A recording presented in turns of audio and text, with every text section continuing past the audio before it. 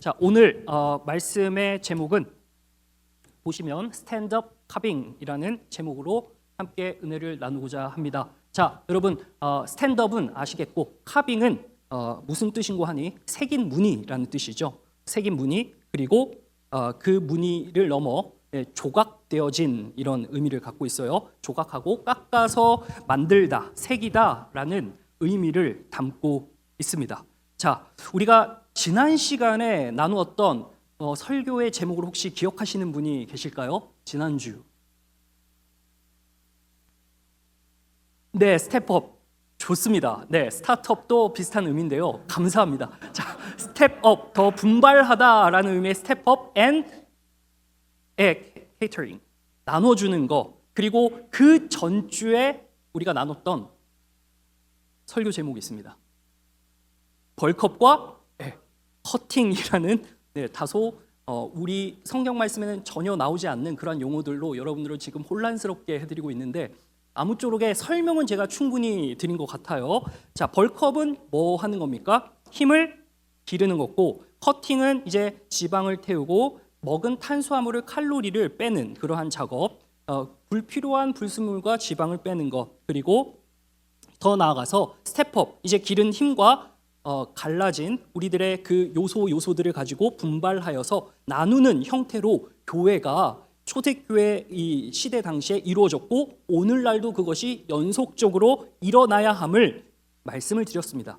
그 중간에 가장 중요한 에이전트가 있습니다. 그 에이전트, 이것을 할 수 있도록 도와주는 분이 계세요. 그 분이 바로 성령 하나님이라고 부릅니다. 성령님은 우리 눈에 보이지 않죠.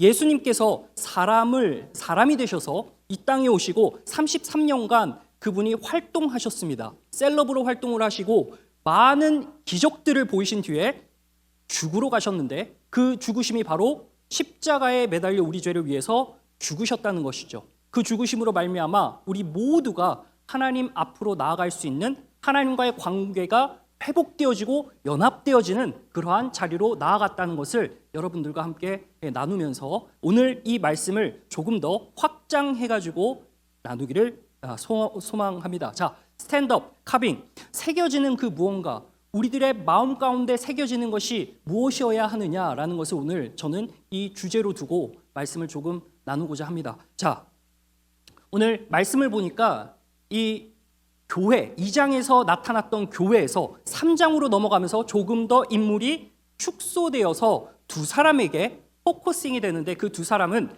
예수님께서 데리고 다니셨던 12제자 중에 가장 친근하고 예수님의 사랑을 받았던 제자 3명 중 2명입니다. 그 이름은 베드로와 또 한 명이 있습니다. 요로 시작해서 한으로 끝납니다. 요한입니다. 이 두 명이 지금 성전으로 향하고 있습니다. 쉽게 말해서 교회를 가고 있어요. 왜 가는가? 기도를 하기 위해서 갑니다. 자, 유대인들에게는 한 가지 종교적 관습이 있습니다. 그것은 3번 하루에 일정하게 그 시간을 나누어 3시, 6시, 9시에 교회를 갑니다. 자, 우리가 생각하는 그 시간 개념이 유대인식 시간 개념과 조금 다릅니다. 3시라고 했을 때 6시간을 빼시면 됩니다. 그러니까 9시라고 하면 저녁 9시가 아니라 오후 3시인 것이죠. 두 번의 개인적인 기도와 9시에 드리는 기도는 조금 차이가 있는데 9시에 드리는 이 기도는요, 공동 기도예요. 그래서 이렇게 나와서 함께 참여함으로 기도를 드리는 그런 기도의 자리로 지금 누가 나아가고 있습니까? 베드로와 요한이 가고 있어요. 자, 그런데 가는데 중간에 우리 이 교회로 이 바울관 2층으로 비유를 하자면 올라오는 길목에 한 사람이 거기서 쓰러져서 여러분들 지나갈 때마다 바지가랑이를 붙잡고 구걸을 하는 겁니다. 여러분 기분이 어떠실 것 같아요? 제가 전에 사역했던 경기도 광명이라는 곳에 서울 반석교회라는 곳에서 중등부 사역을 하는데 그 중등부 사역을 하는 공간이 교회 별관처럼 이루어진 마치 이 바울관과 같은 이런 세팅이었습니다. 그런데 그곳 거의 매주 어떤 할머니께서 늘 찾아오세요. 근데 찾아오시면서 그냥 있다가 가시는 것이 아니라 계속해서 뭔가를 요구하세요. 뭘 요구하시냐? 커피를 달라고 계속 요구하세요. 그래서 가끔씩 종종 여기서 제가 꺼내는 그 믹스커피가 항상 있었어요. 믹스커피를 들고 항상 준비를 했어요. 할머니가 오시면 믹스커피를 드려요. 근데 말씀이 되게 많으세요. 뭔가 막 자신의 삶과 어떤 얘기들을 많이 하세요. 뭔가 조금 어려움을 겪으신 그런 경험들을 쭉 나열을 하시면서 이야기를 하시는데 예배 시간에 늘 이렇게 들어오세요. 그러니까 중등부 친구들이 여기 앉아서 예배를 드리고 있으면 저기 뒤에서 들어오셔가지고 막 이야기를 하는 거예요. 그러면은 예배가 집중이 되겠습니까? 안 되죠. 그러니까 거기에 좀 이렇게 터프하신 집사님께서 한 번은 이렇게 그 할머니를 제지를 하시다가 도저히 안 되니까 할머니가 그때 필을 받으셔가지고 막 이야기를 하는 거예요.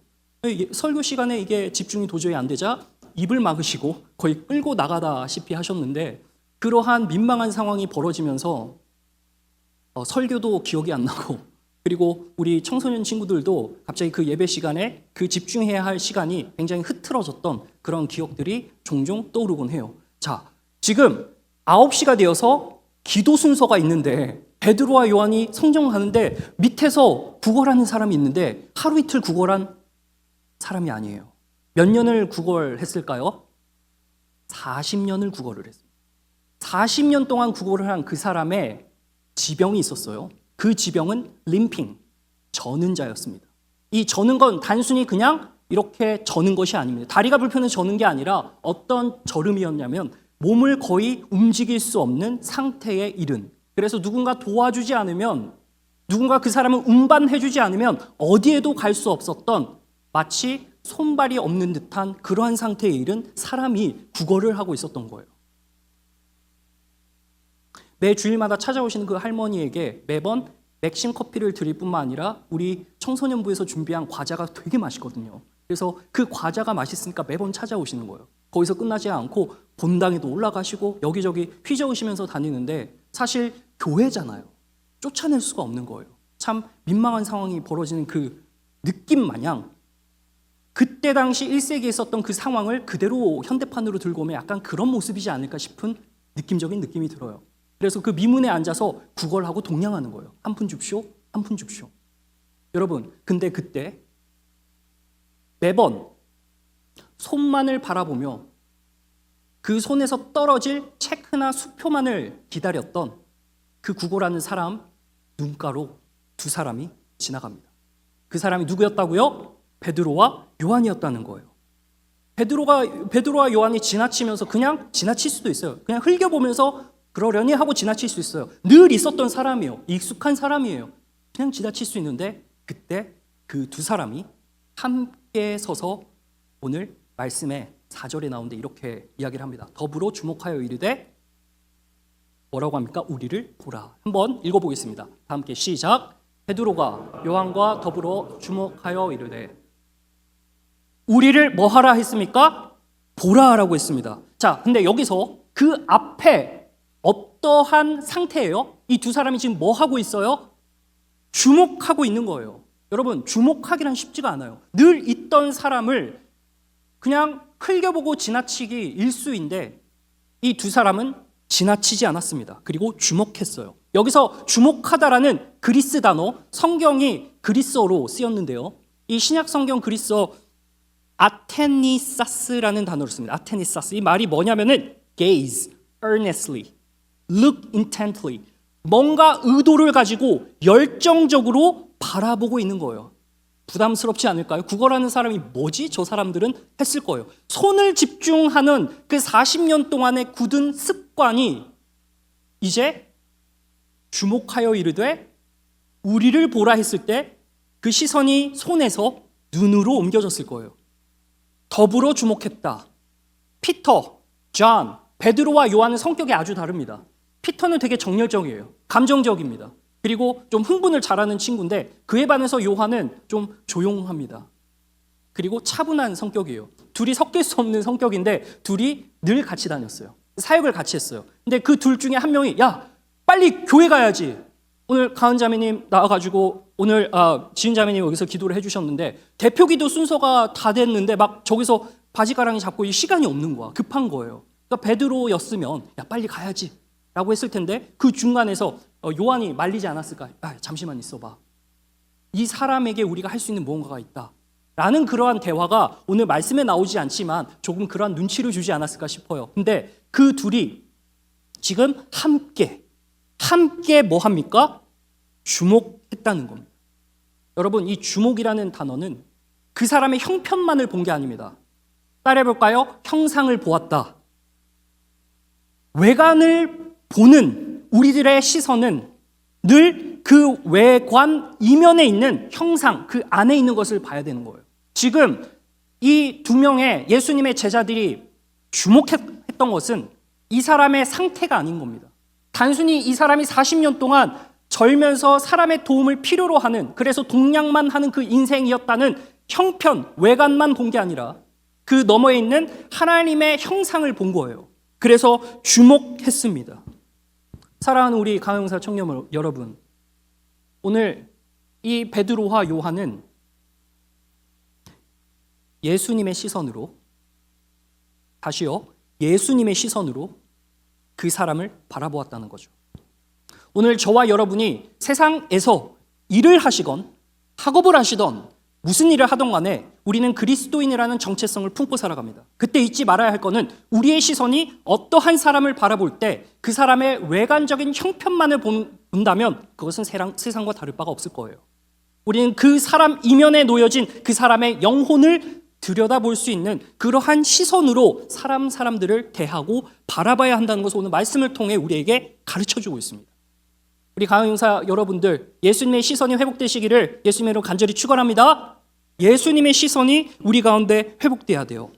자, 주목하여, 이거는 분사로 쓰였어요. 따라서 중요한 것은 동사를 봐야죠. 우리를 보라라고 말했다는 거죠. 자, 우리를 뭐 했다고 합니까? 우리를, 감사합니다, 보라라고 했습니다. 여러분, 보라라고 할 때는 이 단어가 호라오라는 단어를 씁니다. 이 호라오라는 단어는 sensory perception이에요. 그냥 보는 거예요.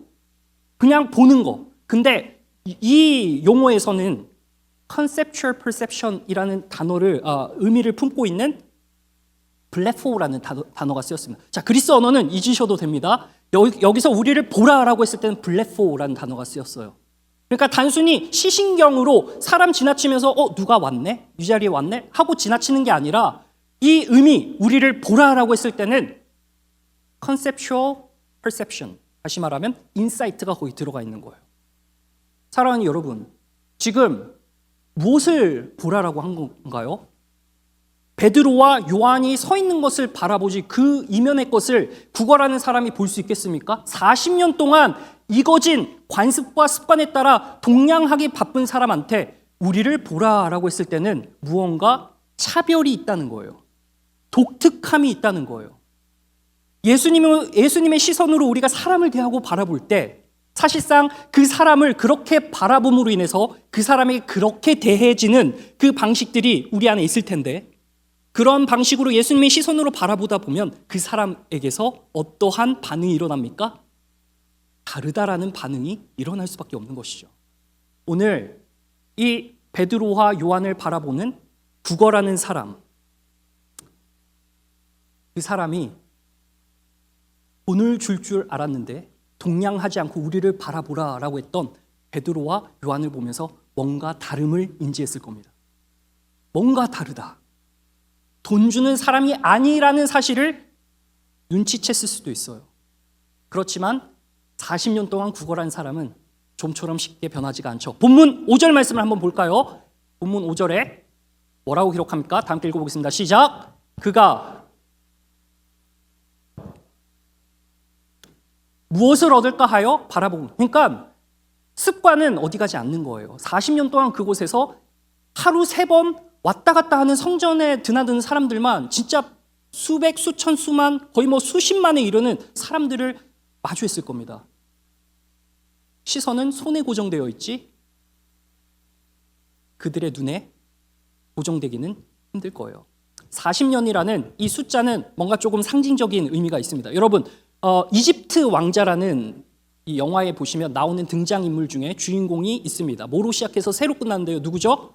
모세입니다. 모세가 하나님께 율법을 받으러 시내산에 올라갔는데 그 시내산에 가서 40일 동안 금식을 해요.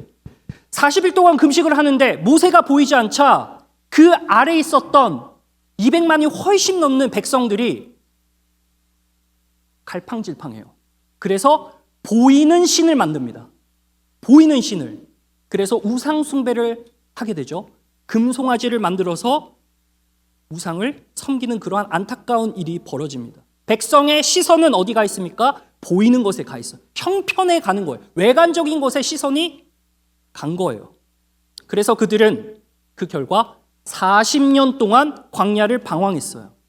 예수님의 경우는 어떻죠? 예수님께서 성령에 이끌리셔 마귀에게 시험을 받으러 광야로 가셨는데 거기서 며칠 동안 금식하셨을까요? 40일 동안 금식했어요. 그 금식 기간 동안에 마귀가 예수님을 시험합니다. 높은 산에 데리고 올라가서 시야를 밝혀요. 외관적인 걸 보여줘요. 자, 봐라. 앞에 놓인 거 세상의 영광이니까 네가 나한테 한 번만 절하면 내가 천하에 있는 모든 권세, 모든 영광을 예수 너에게 주겠다라고 보이는 시선, 외관적인 걸 가지고 현혹을 합니다. 그러나 예수님의 시선은 달랐습니다. 예수님의 시선은 땅의 것이 아니었어요. 하늘의 것이었습니다. 오늘 예수님의 제자였던 베드로와 요한은 예수님의 시선으로 지나가는 행인들은 그의 외관을 봤을지 모르지만 오늘 이 두 사람은 외관을 넘어 그 형편을 넘어 형상을 바라봤다는 거예요. 오늘 사도행전 1장 3절을 한번 읽어보실 텐데요. 한번 읽어보겠습니다. 다 함께 시작. 가 고난받으신 후에 또한 그들에게 확실한 많은 증거로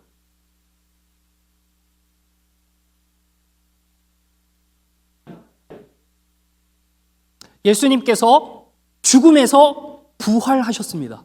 역사적인 사실로 그들 앞에, 즉 제자들 앞에 나타나셔서 며칠 동안이요? 40일 동안 시선을 바꿔놓는 작업을 하신 거예요. 그 스승의 그 제자죠. 그 아버지의 그 아들인 것 같이. 그래서 제자들이 바뀐 예수님을 향한 시선이 예전에는 예수님과 함께 3년 동안 그들의 인생을 모두 다 투자해서 함께 다녔지만 제자들이 똥볼차기 일수였잖아요. 맨날 의심하고 예수님과 혼나고 뚝배기 깨지고 그러다가 어떻게 합니까? 예수님 죽으실 무렵에 배신을 해요. 자살골을 넣습니다. 예수님과 함께 거하고 동고동락하면서 예수님의 기적을 수많이 보았지만 그들의 시선은 변하지 않았어요. 3년 동안 일하셨는데 예수님이 죽으셨다가 부활하니까 그제서야, 그리고 그것도 부족해, 40일 동안 함께 있으면서 내가 살아났다는 것을 계속해서 보이셨어요. 그제서야 그들의 시선이 변한 것이죠. 오늘 우리들에게 임하는 은혜가 있다면 이 예배의 한순간 한순간을 통해서 우리들의 시선과 관점이 세상과 조금씩 달라지고 구별된다는 것. 갑자기 변하면 좋지만 여러분 그렇잖아요. 우리가 사랑을 해도 금사빠 위험해요, 안 위험해요? 우리가 다 아는 어떤 진리에 가까운 그 명제, 금사빠는 조금 다소 위험하니 경계해라 라는 말이 있을 정도로 너무나 급속하게 변화되면 사실 다시 돌아갈 확률이 없지 않아 있잖아요. 우리의 삶 속에 예수님의 시선은 급격하게 장착되는 것이 아니라 차근차근히 서서히 가랑비에 옷 젖듯 변화가 되는 거죠. 그래서 오늘 이 예배의 자리가 중요하고 여러분들의 모임의 자리가 중요하고 그 가운데서 커팅이 일어나서 우리 가운데 불순물을 제거하는 그러한 작업들이 일어나게 된다는 것입니다. 예배를 드린 사랑하는 강한 용사 청년 여러분, 예수님의 시선을 회복하시기를 예수님의 이름 간절히 축원합니다. 예수님의 시선이 회복돼야 돼요. 프랑스의 미셸 푸코라는 철학자가 있어요. 이 사람이 쓴 책이 감시와 처벌이라는 책인데 보다와 보여지다의 지배 구조를 분석했다고 해요. 보는 사람이 좀 지배자고 이제 보여지는 사람은 감시를 받는 자이기 때문에 이 지배 구조가 형성이 되는데 원형 감옥이 있다고 합니다. 여러분 한번 생각을 해보세요. 우리가 감옥에 가면 안 되겠지만 감옥이 있다고 한번 상정을 하고 이 원형 감옥이 있는데 이 원형 감옥은 전부 다 유리창으로 이루어져 있어요. 그리고 굉장히 밝아요. 근데 그 중앙에 감시탑이 있습니다. 그러니까 감시자의 탑을 두고 도너츠 모양으로 이렇게 수용된 죄수들이 있고 이 죄수들이 거하는 이 독방들은 전부 다 유리창으로 있고 밝아요. 근데 감시자의 탑만 굉장히 어두워요. 그 감옥의 이름을 판옵티콘이라고 해요. 판, 모두를 의미하죠. 옵티콘은 이제 이 보다라는 이 시야를 의미하는데, 모두를 바라보고 있는 감시자가 중앙에 있어요. 일거수일투족 모든 행동이 사람들이 노출이 되는 거예요. 그러니까 그 안에서 이상한 행동을 할 수 있을까요? 없을까요? 없죠. 여러분 상상을 해보세요. 여러분이 이제 그 사시는 거주 공간에 뭐 이런 일은 전혀 절대 앞으로 있지 않을 일이겠지만 감시 카메라 하나 두고 모든 청년이, 지금 여기 계신 한 40명의 청년들이 다 보고 있다고 생각을 해보세요. 이상한 행동을 못해요. 근데 이상한 일이 벌어집니다. 그 안에서 감시당하는 사람이 중앙 탑을 향해서 기도하는 사람들이 발생하기 시작하는 거예요. 계속 노출되니까 정신이 이상해지는 거예요. 감시하는 쪽이 신이 되는 거죠. 감시하는 사람을 신으로 대상화해서 차라리 이렇게 사는 것이 마음이 편하겠다라는 느낌으로 살아가는 죄수들의 모습을 이 미셸 푸코가 책을 통해서 그리고 있는데요. 감시자의 일반적인 시선이 결국 자기 안에 내면화가 된다는 거예요. 40년 동안 구걸하는 사람은 감시자들의 시선에 노출되어서 자존감이고 뭐고 할 거 없이 완전히 싹 다 싸그리 밟히고 무너지는 그러한 위치에 그 시선을 받게 되는 사람이었어요. 사람들을 지나가면서 그를 보며 조롱했을 수도 있고요. 그냥 오랫동안 40년 동안 있으니까 그냥 그저 그렇게 지나가면서 대수롭지 않게 여겼을 수도 있어요. 그러나 오늘 예수님의 제자였던, 그들의 시선이 변화되었던 베드로와 요한은 예수님의 시선으로 그의 형편과 그 너머에 있는 형상을 바라보기 시작했다는 겁니다. 거기서 끝나지 않죠. 오늘 이 사건이 일어날 때 베드로와 요한은 그를 바라보고 주목하면서 뭐라고 이야기를 하나? 나사렛 예수 그리스도의 이름으로 명하노니, 한번 따라해 볼까요? 일어나 걸으라. 오늘 본문 6절을 한번 다 함께 읽어보겠습니다. 본문 6절 말씀인데요. 다 함께 시작. 베드로가 이르되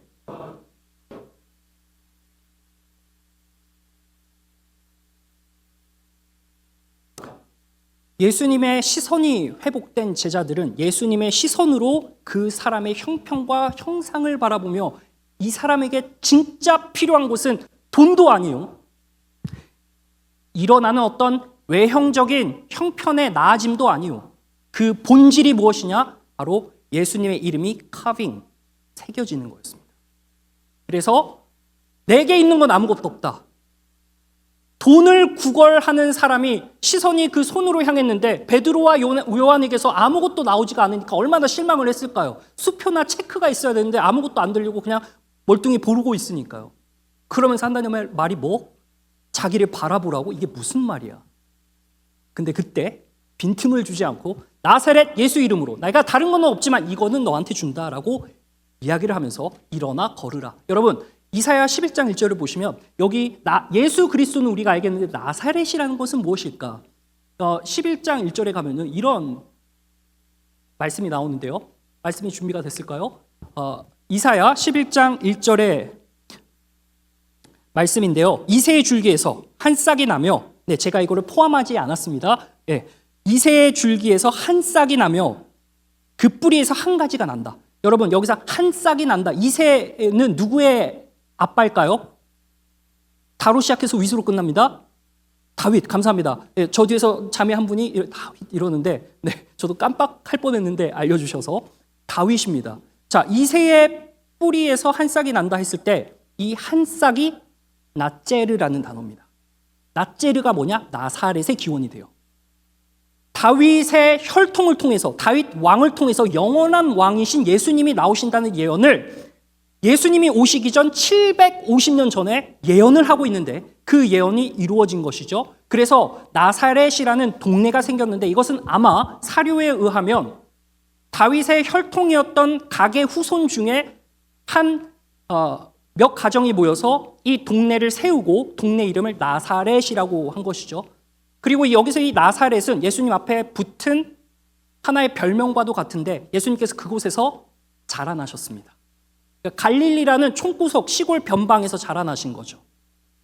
그곳에 역사적인 인물이신 예수 그리스도께서 그곳에서 계셨다는 것을 오늘 드러내며 나사렛 예수, 너 어쩌면 무시받고 천대받고 그래서는 안 되겠지만 학대도 받았을 수 있는 너의 형편.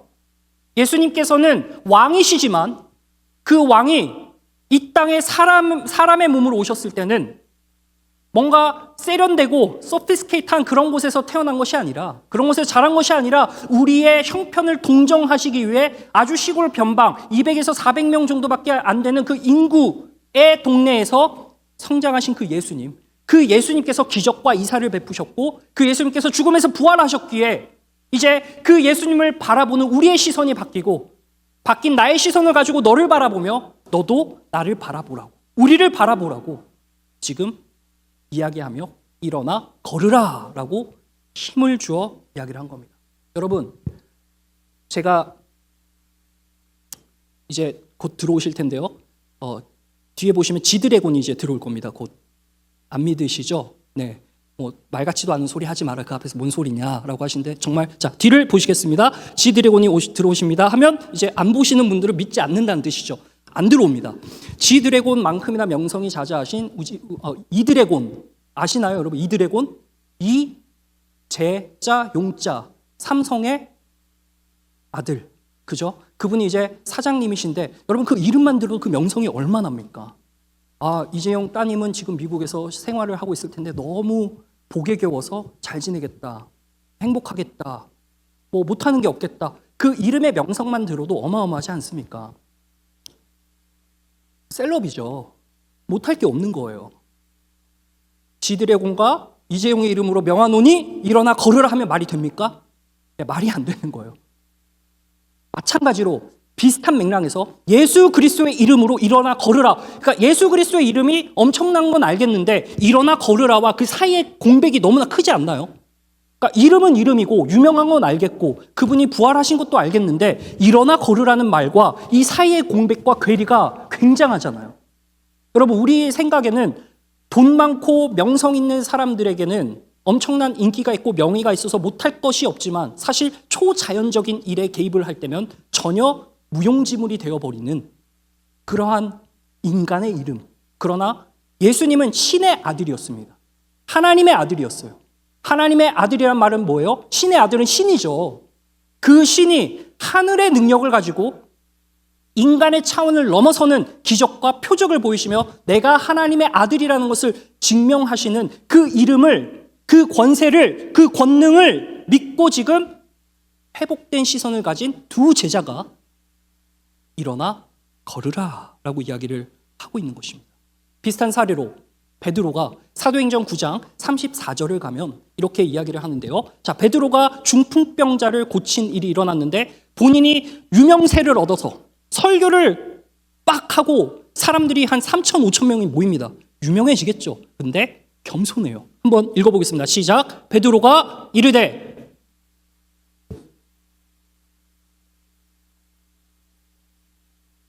누구의 이름으로 이야기를 했습니까? 예수 그리스도의 이름으로 일어나 걸으라. 그대로 보고 배운 거예요.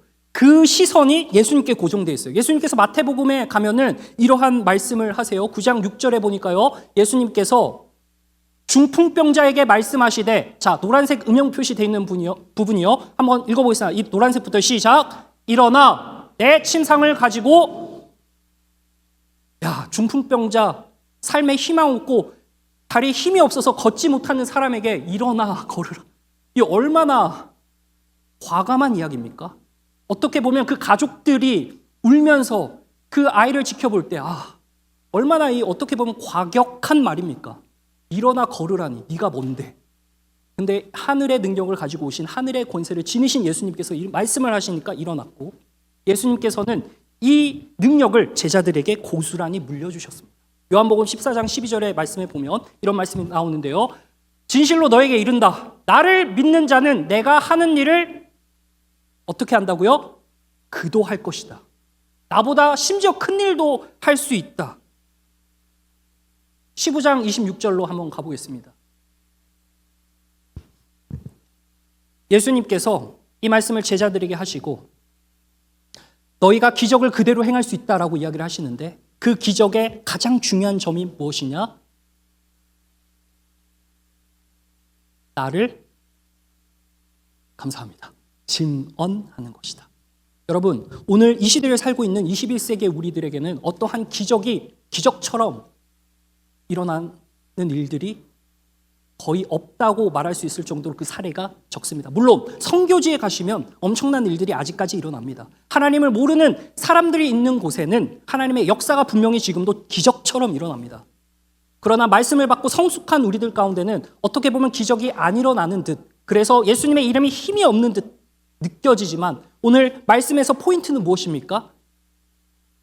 예수님의 영을 우리에게 보내셔서 제자들이 예수님의 시선을 회복하여서 예수의 이름으로 일으켰던 것처럼, 그래서 그 예수님의 이름을 그 안에 카빙시켰던 것처럼 결국 중요한 점은 우리로 하여금 예수 그리스도가 구원자 되심을 증언하도록 하신다는 사실입니다. 사랑하는 청년 여러분, 예수님의 시선을 회복하시는 저와 여러분 되시길 간절히 바랍니다. 더 나아가서 예수님의 이름으로 회복을 선언하시는 저와 여러분이 되시기를 간절히 소망합니다. 제가 어렸을 때 그 연세중앙교회라고 지금 따닥 인터넷 쳐서 들어가면 거기에 있는 윤모 목사님이 나오시는데 그 집회에 초등학교 4학년 때부터 꾸준하게 매년마다 참석을 하면서 은혜를 많이 받았던 기억이 납니다. 6학년 때였을 겁니다. 기억이 온전치가 않아서 5학년이 6학년이 헷갈리는데 그 집회를 참여했을 때 제 눈에 다래끼가 이렇게 깊게 났습니다. 그래가지고 이게 너무 아프고 불편하고 앞이 잘 안 보이는 거예요. 근데 거기서 막 기도를 했어요. 분위기 자체가 완전 기도하는 분위기예요. 살벌해요. 거기 있는 청소년들만 진짜 한 5천 명 모이는 그런 공간이에요. 흰돌상 기도원이라고 수원에 있는데 거기서 막 기도하면서 외치면서 하는데 목사님께서 과감하고도 과격한 이야기를 하세요. 혹시 아픈 부위가 있는 사람은 손을 얹고 기도하세요 라고 하는 거예요. 그래서 어린 마음에, 순수한 마음에 너무 순진했던 것 같은데 에라이 모르겠다, 믿져야 본전이지 하면서 손에 눈을 얹고 기도를 열심히 했던 기억이 납니다. 나았을까요? 안 나았을까요? 이제 분위기상으로 봐서는 안 나았다고 얘기하는 게 맞을까요? 나았습니다. 너무 신기한 거예요. 이 다리끼가 팍 들어간 거예요. 근데 그 순간 느껴지는 그 마음의 체험이 뭐냐면 하나님을 너무 사랑하고 내 친구들이 막 생각이 나는 거예요. 너무 불쌍한 거예요. 갑자기 그들이요. 그래서 너무 이 신기한 현상적인 기이한 일이 일어나니까 너무 놀란 나머지 완전히 자지러졌던 그런 기억이 납니다. 근데 그러한 표적이 일어났을 때 따르는 부작용이 무엇이냐면 기도를 하면 할 때마다 어떤 물리적인 현상과 기적적인 체험을 바라게 되는 저의 모습을 보게 되더라고요. 물론 표적과 기적은 중요합니다. 왜? 우리의 믿음을 성장시키고 급격하게 하나님과 친밀해지도록 만들어주시는 하나의 가교적인 역할을 하기 때문에 너무 중요해요. 제가 이것을 무시하는 게 전혀 아닙니다. 그런데 어느덧 저의 기도의 바램은 성령님이 내 안에 들어오셔서 예수님을 증언하는 것이 아니라, 그래서 그 예수님의 이름으로 누군가에게 회복을 전하는 것이 아니라 어떠한 현상적인 변화, 기적, 체험만으로 향하는 나의 모습이 있었다는 것을 제가 느끼게 되었습니다. 오늘 예배를 드린 저와 여러분, 1세기 초대교회 당시에 성령님께서 빡 임하시니까 늘었습니다. 벌크업 됐고 그 안에서 커팅이 일어났습니다. 스텝업, 분발했습니다. 그리고 나눠주기 시작합니다. 모두 다 성령의 역사입니다. 그 성령의 역사를 받은 사람은 주님의 시선으로 관점이 바뀌어서 그 모든 일을 행할 수가 있었습니다. 그리고 그 관점이 바뀐 그것을 가지고 무엇을 전했느냐? 결국 그 포인트는 표적들이 일어나는 것들만이 아니라 결국 뭡니까? 예수 그리스도를 증언하는 일에 초점이 있었다는 것이죠. 오늘 저와 여러분, 여러분의 일터에서 여러분이 예수님의 시선을 가지신 분들입니다. 그리고 예수님의 시선이 날마다 회복돼야 되는 우리들입니다. 그곳에서 여러분을 통해 회복의 역사가 일어날 것입니다. 여러분이 그 회복의 중심에 계십니다. 직장에서나 어디서나 저와 여러분은 예수님의 이름으로 회복을 명하고 회복이 일어난다는 것을 잊지 말기를 간절히 소망합니다. 마지막으로요, 일어나 걸으라 했으니 일어나게 되고 그 병자가 40년 동안 못 걷던 그였으나 어떻게 됩니까? 일어나게 돼요. 본문 7절을 보시면요, 일어나 걸으라 하고 오른손을 잡아 일으키니 발과 발목이 힘으로 도와줍니다. 그리고 오늘 8절로 가니까요. 함께 성전에 들어가서 어떻게 했습니까? 하나님을 찬송했다. 한번 마지막으로 읽어보겠습니다. 시작. 뛰어서서 걸으며 그들과 함께 성전으로 들어가면서 걷기도 하고 뛰기도 하며 하나님을 뭐 했다고 합니까? 찬송했다라고 합니다. 여러분, 이게 우리의 삶이에요. 우리의 삶은 어떠한 기적적인 체험과 관증으로 점철된 인생이 있는가 하면 기적은 경험하지 못했지만 내 마음의 전인격적인 변화가 일어나면서 내 마음에 서려있던 그 아픔과 문제들이 해결되는 성령님의 체험을 통해 하나님을 예배하고 찬송하는 삶이 우리의 인생입니다. 그 인생이 복된 것은 그 찬송하는 입술을 통해 그리고 회복되어진 그 인격을 통해 그 에너지와 기운과 힘이 우리들 삶 가운데 번져지고 커지며 그리스도의 향기로 드러나 사람들로부터 칭송을 받게 된다는 것이죠. 오늘 이 시대 가운데 안타까운 것 하나는 우리 삶의 모양과 모습이 조금은 온전치 않아서 세상 사람들에게 손가락질 받기도 하지만 여러분, 그럼에도 우리가 모여서 기도하고 힘쓰므로 인해 다시 한번 예수님의 시선을 회복할 때 예수님의 이름을 가지고 나아가 회복을 선언할 수 있는 자신감이 붙게 되기를 주 예수 그리스도로 간절히 소망합니다. 우리들 가운데 그런 일이 일어나야 되고 일어날 수 있게 되는 것이죠. 예수님께서 병자를 10명을 고치셨어요. 나병 환자 10명을 다 고치셨어요. 고치셨는데 9명은 그냥 집에 갔어요. 그리고 단 한 사람만 예수님께 돌아왔습니다. 그 사람은 이름이 없는 무명, 이방인이었어요. 예수님께서 질문하십니다. 야, 나머지 9사람 어딨냐? 어디 갔노? 안 보인다. 나머지 9사람은 나병에서 낫게 되니까 어떻게 됩니까? 나병이라는 거 여러분 아시죠? 문둥병. 이 피부가 뚝뚝뚝 떨어지는 거. 그래도 고통이 없는. 그러니까 그 사람들은 기본적으로 격리돼요. 격리되는 삶을 살다 보니까 뭐합니까? 놀러 갈 수가 없는 거. 맨하탄 못 가는 거예요. 펍 못 가는, 클럽 못 가는, 아무 데도 못 가는 거예요. 너무 갇혀있는 삶을 살다 보니까 낫고 나서 너무 기뻐. 어디로 갑니까? 각자 집으로 가는 거예요. 본인의 일터로 가는 거예요. 찾으러 가는 거예요, 일을. 근데 오늘 말씀해 보니까 함께 성전으로 뭐 했다고 해요? 들어갔어요. 그리고 거기서 멈추지 않고 하나님 찬송했어요. 그러니까 제자들을 통해서 일어난 이 일을 하나님께서 하신 일이라고 고백하며 들어갔다.